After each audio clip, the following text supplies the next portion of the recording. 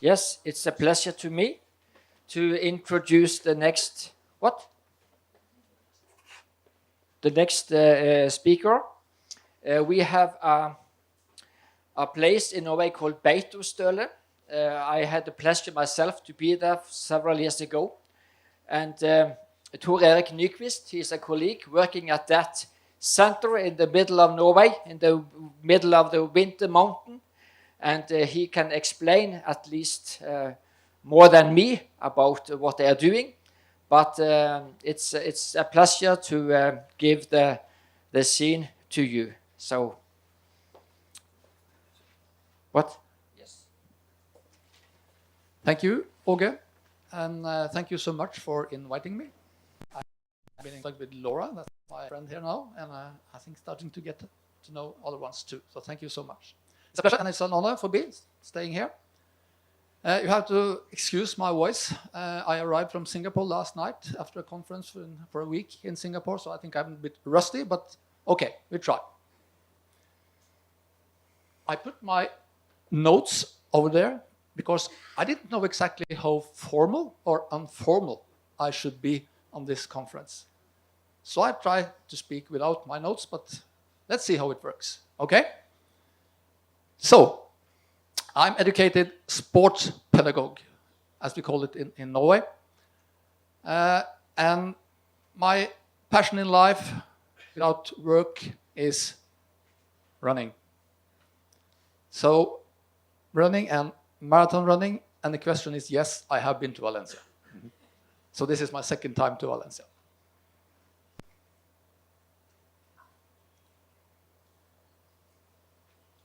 I will speak to you about this center, Beitostølen Health Sports Center. And it's called, the speech is called a rehabilitation center through winter sports. That was my challenge. So this picture placed very special in this slide I see, but okay. This picture is from a lake very close to where we live, and it was taken 2 weeks ago. So it started to get snowy around. So where is this place I'm going to talk about? Someone will say in the middle of nowhere. We prefer to say in the middle of the southern part of Norway, as you see with the red mark up there.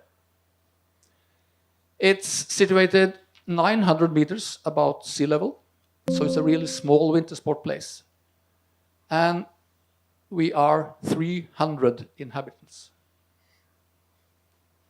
But it's a lot of tourists, thousands of tourists, because we are at the gate of Jotunheimen National Park, where the highest mountains and glaciers are situated.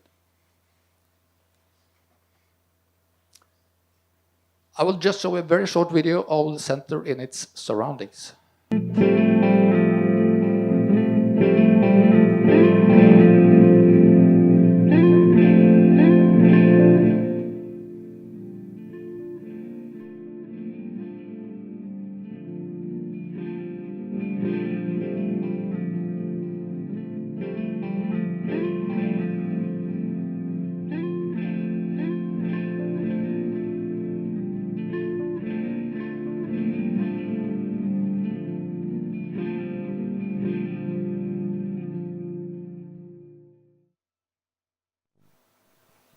So, the center was established in 1970. It was as a national health sport center for people with different kind of disabilities. So we have doing rehabilitation for over 50 years. And we like to focus on the potential, what people can do, not the can't, as Lauren, you talked about that earlier today. We is the part of the national specialist healthcare system. In a way, we are seen as a hospital, but our main tool is adapted physical activity. No medicine, no surgeries.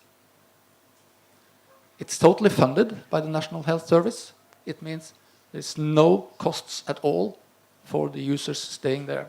And they are staying for approximately 3 weeks. And it's a good cooperation between institutions, municipalities, and local environments. At the center, we are 130 professionals working.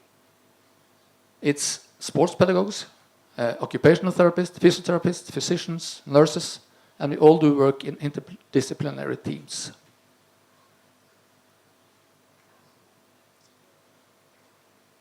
It's about 900 persons with different disabilities a year through our system.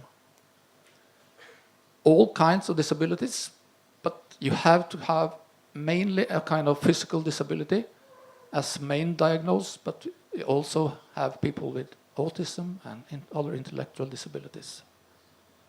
Visually impaired, yes, of course we have. And we start at the age of 3 years.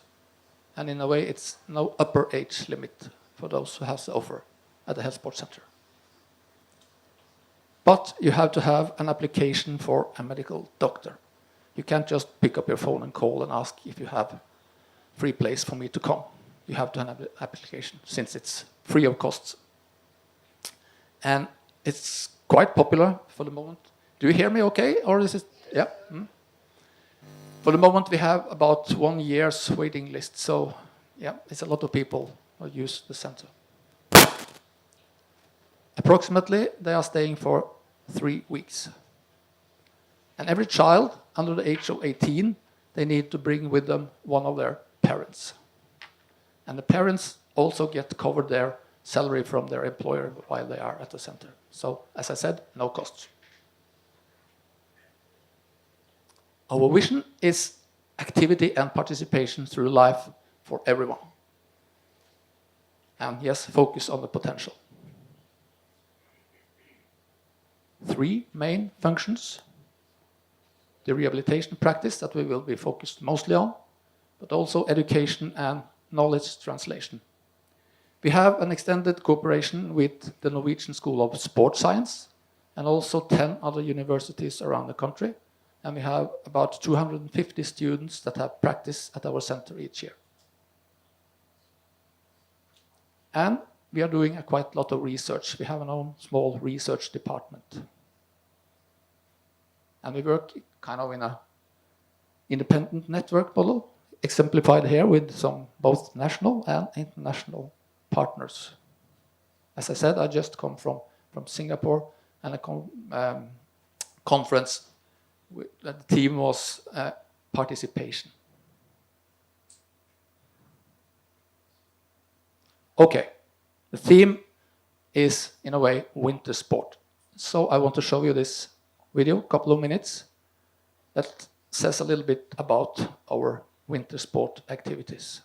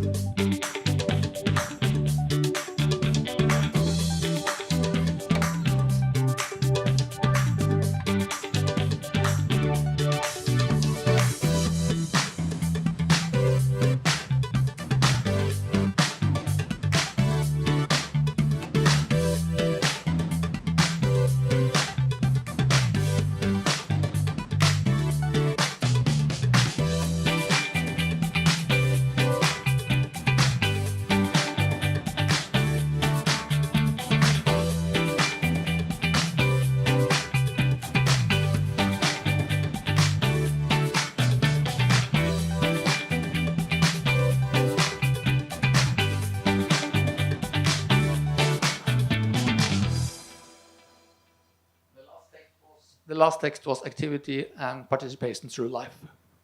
So as you see, our main focus on winter activities is on skis, both downhill, cross-country skiing, standing, sitting, but also the same on activities on ice. We use snowshoes, and we have horseback riding, and of course, since Åge is sitting there, friluftsliv is a big part also of our kind of soul at the center. We are much outside at the campfire. So we also cooperate with Norwegian Sport Federation.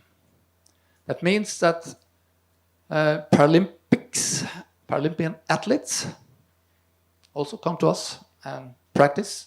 And I think most of them have started their activity journey at our place. So in a way, we have a wide range of people with different kind of disabilities, from severe disabilities to Paralympic gold medal winners. So it's a broad range. Okay, research. In Norway, we are called an independent research institution. And since the beginning in 1970, there was a lot of studies focusing on the impact of physical activity on different diagnoses. Our first internal PhD was in 1993 by Miss Liv Duesund, and it was called The Body in Special Education, Physical Activity and Sense of Self. And Professor Duesund now works at the University of Oslo and the University of Berkeley, California. So after that, we have had 12 other PhDs, 9 PhDs and 12 master degrees. The point is a lot of research being done. And participation research is one of the most focused, I think. We really try to focus on research-based practice and practice-based research. So the questions come from practice, and the research has to go back to practice again. Illustrated by the bridge, we're going back and forth. So that's important for us. Right now, we are having 2 PhD projects. I will talk a little bit more about them. Sorry for this slide, a lot of text, and I will not read it. It's by my colleague, Mette Miklos, and her PhD project is called Here We Are Together, at Home We Are Alone. And Mette will have her thesis at the 10th of December, so she's very soon ready. The opposite is with me. I've just started.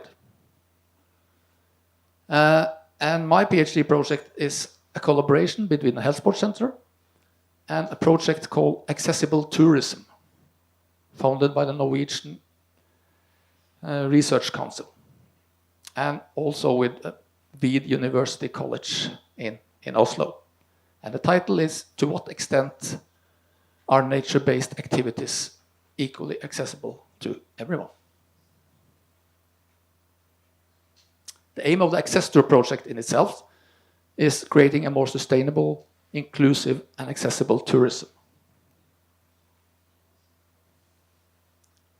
And my overall research question: how can nature-based activities be made equally accessible to everyone through universal design? And I also have this term, reasonable accommodations. And Øystre might be a chosen case. It's a municipality where the center is. I don't think I will read my tentative research questions for you, but they are there and they are changed quite often, I guess. But I think you get an idea of what I'm looking for. It will be a mixed method study. The first research question I will try to answer with quantitative methods, and the 2 last ones with qualitative methods. And according to the first one, we sent out a survey to 2,000 people with disabilities around the country. 330 responded. And we were looking at their kind of travel patterns and if they wanted to rent or in what need they were for assistive devices for activities when traveling around the country, being tourists as everyone else. Shortly, you can say that almost everyone needed special equipment for daily life activities, and they brought this equipment with them. Nearly everyone also needed assistive devices to do the activities they wanted, but they did not bring this equipment with them. For instance, like sit skis or tricycles. So they wanted to hire this equipment. But the challenge is it possible to hire this equipment when you travel around? Even in Norway, I don't think it's so often it's possible. So we have to do something with that, and that's what I'm trying to figure out. What will we do so people can take part in activities when they are traveling with different kinds of disabilities? Yeah.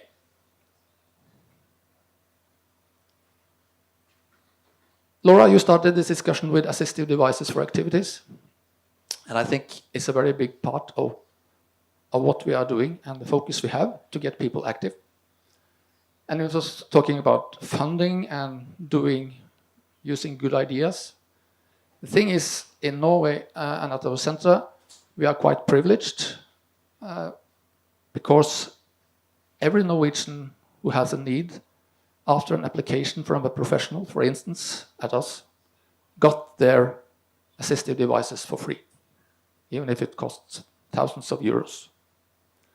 So it's a lot of equipment out there. Also, in a way, we are privileged. But it's also important, as you all have seen during today. And we have research according to this assistive devices for activity. So this is done by my colleague Berit Jessing, and it was focused on tricycle activities. The important factors for tricycle choice and use: safety, comfort, and not at least the keyword mastery. So mastery is a keyword for almost everything we try to achieve at the center.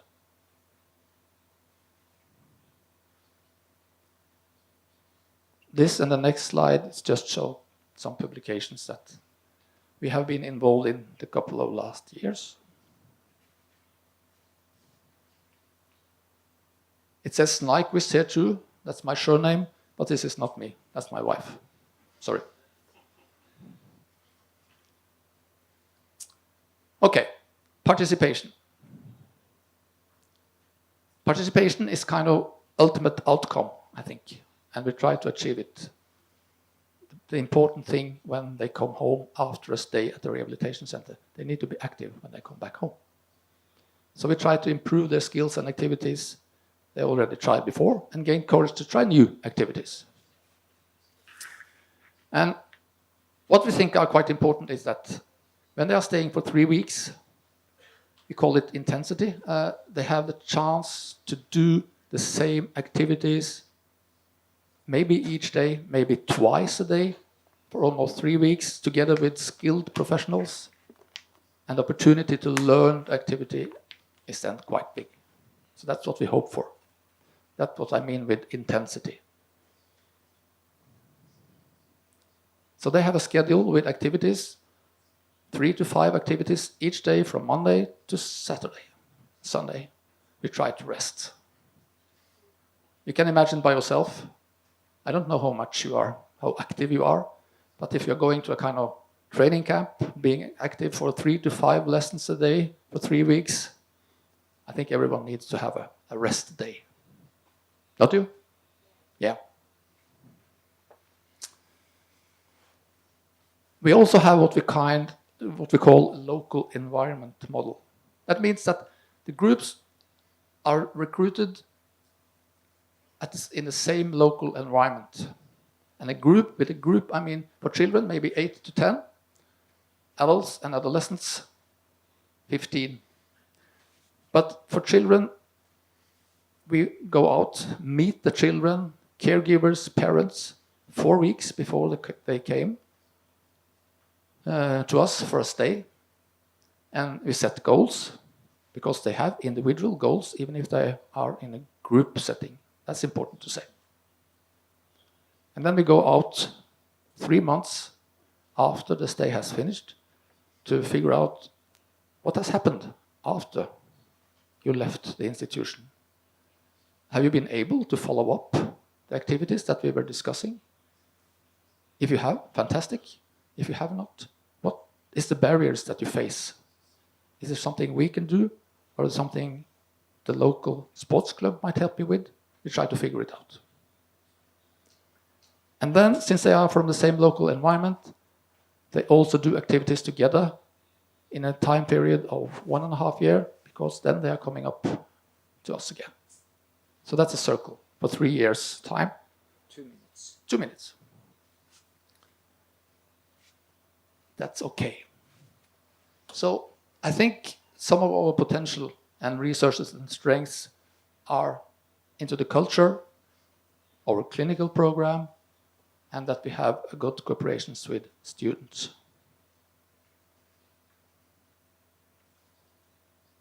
So maybe this is the way of thinking for our practice of adapted physical activity. We focus on friends, fun, and family, combined with a free place for learning. May appear as the most important potential for being active, and also give adapted physical activity a powerful contribution to autonomy and the meaning of life for everyone. Rehabilitation and activities through winter sports. I will try to see what's the kind of take-home messages. Yes, we are in a country with winter at least 6 months a year where we are staying. And winter activities is a part, as you already said, as same as friluftsliv. It's a part of the Norwegian lifestyle, also for people with disabilities, of course. We try to focus on the potential they have and doing activities to create mastery and further participation. Hopefully with, with family, and not at least also friends. I think friends are very important here. So, I will close with this picture taken a couple of weeks ago from the center. The Northern Lights, I've seen it quite often, but not so often with the red color. Almost, yeah. Thank you.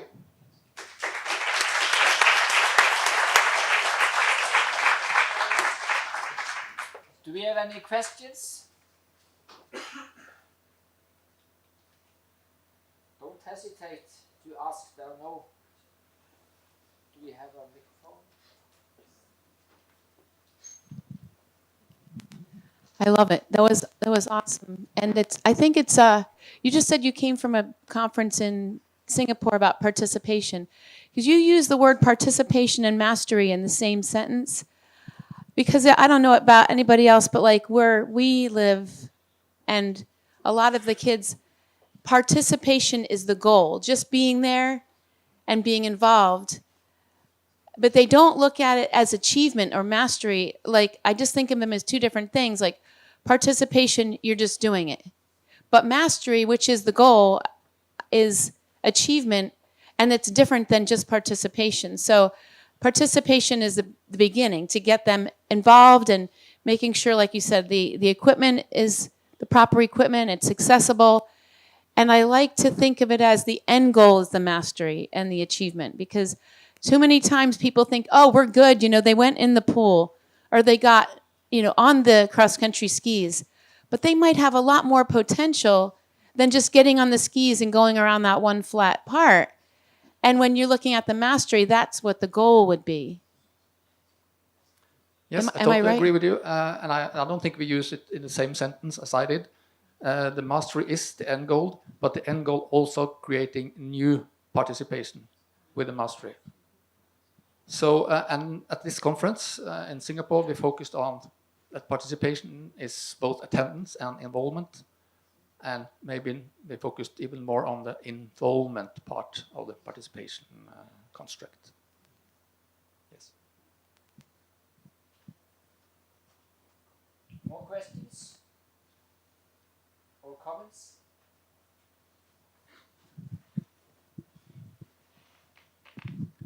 Thank you. Is this program of 3 weeks included in a bigger program of rehabilitation of these people with disabilities, or is just all the rehabilitation they received? It's a part of the rehabilitation part. program. Yes, Okay. it's a big part of it. Yes, it's not only a one-time happening. No.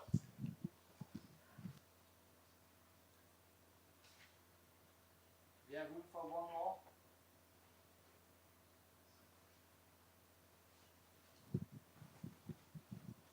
Yeah, thank you. What about those research outcomes? Like you are not a higher academic institution. So what higher education institutions you are collaborating with where PhD comes for defense and so is it somewhere Oslo or other institutions? Yes, but there's not a lot of universities in Norway. We have someone in Stavanger and Bergen and Oslo. So I think in a way we cooperate with all of them. But we also have PhD students and PhD work from abroad. We collaborate much with Australia in environments both in Melbourne and in Perth. So we had a woman from Perth, Claire Willis. She was doing her PhD and staying at our center for almost 4 years.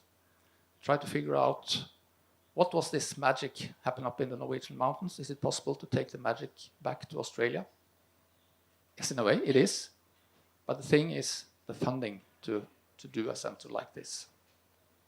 But they have, of course, the competence and also can create the magic other places in the world.